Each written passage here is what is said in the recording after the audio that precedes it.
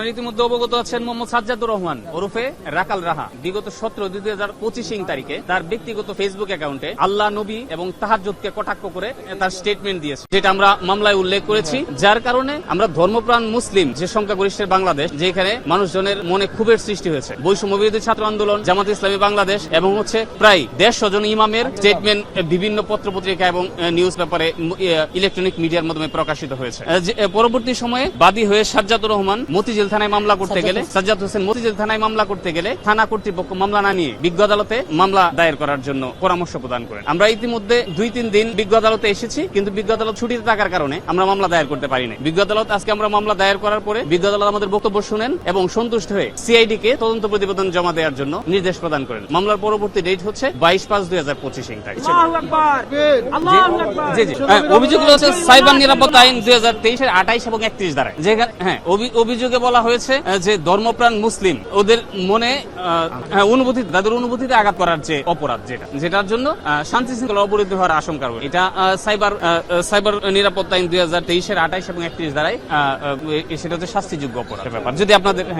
আমি সাজ্জাদ হোসাইন গত 17 ফেব্রুয়ারি 2025 তারিখে সাজ্জাদুর রহমান ওরফে রাখাল রাহা, যিনি এনসিটিভির পাঠ্যক্রম সংস্কার কমিটির একজন গুরুত্বপূর্ণ সদস্য, তিনি রাষ্ট্রের এত গুরুত্বপূর্ণ একটি পদে আসীন অবস্থায়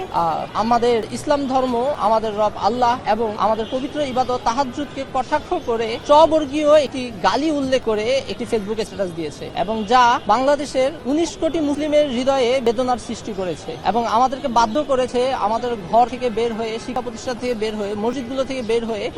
বিক্ষোভ প্রতিবাদী কর্মসূচি করতে। আমরা এতদিন ধরে ধৈর্য ধরেছি এবং রাষ্ট্রের দৃষ্টি আকর্ষণ করেছি বিভিন্ন ধরনের প্রতিবাদী মিছিলের মাধ্যমে, সমাবেশের মাধ্যমে, প্রধান উপদেষ্টা বরাবর স্মারকলিপি প্রদানের মাধ্যমে, আইন উপদেষ্টা বরাবর খোলা চিঠি প্রদানের মাধ্যমে, কিন্তু এখনো পর্যন্ত আমরা রাষ্ট্রযন্ত্র বা প্রশাসন কেউকেই কোনো ধরনের পদক্ষেপ নিতে দেখিনি। এমন পদক্ষেপ না নেওয়ায় যে রাখাল রাহার মতো আরো অসংখ্য নতুন নতুন হাতিম অথবা ধর্ম অবমাননাকারী আমরা দেখতে পেয়েছি গত 17 ফেব্রুয়ারির পর থেকে আজকের দিন পর্যন্ত নতুন করে জেগে উঠেছে। তারা অনেকেই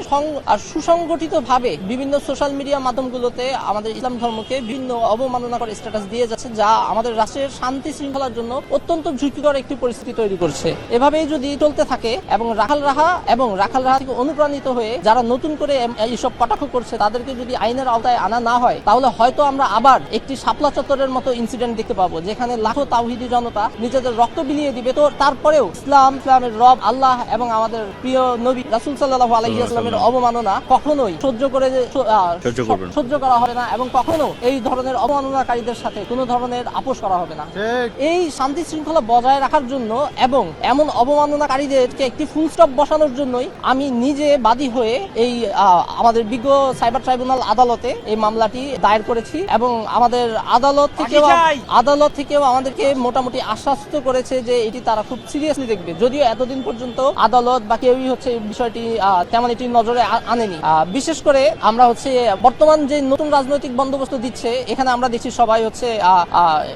অলমোস্ট ডান সেন্ট্রিক একটা রাজনৈতিক প্ল্যাটফর্ম তারা দেখানোর চেষ্টা করছে যে আমরা তারাবিতে যাচ্ছি, আমরা মুসলিম, আমরা গণ ইফতার করছি, আমরা সমকামিতাকে আমাদের সংগঠনে রাখবো না। কিন্তু আমরা আশ্চর্য এবং হতাশ হই যখন রাখাল রাহার মতো একজন ব্যক্তিকে এনসিটিভিতে বহাল রেখে তার এমন একটি অবমাননাকর স্ট্যাটাসের পরেও কোন রাজনৈতিক বর্তমান যেই আমাদের রাজনৈতিক প্ল্যাটফর্ম এবং যে বর্তমান যে অন্তর্বর্তীকালীন সরকার, এরা নিজ উদ্যোগে কোনো স্টেটমেন্টও দেয় না এবং কোনো বিচারের আওতায় আনে না, বরং কিছু কিছু প্ল্যাটফর্ম, নাম বলবো না, তারা যখন এ তীব্র নিন্দা এবং বিচারের দাবি জানিয়ে এইসব প্ল্যাটফর্ম থেকে বিভিন্ন প্রেস বিজ্ঞপ্তি দেয়, দেখেছি একদিনের ভিতরে এই প্রেস বিজ্ঞপ্তি ডিলিট করে দেওয়া হয় এবং পরবর্তীতে আবার সংস্কার করে আরেকটু সফট একটা প্রেস বিজ্ঞপ্তি দেয়।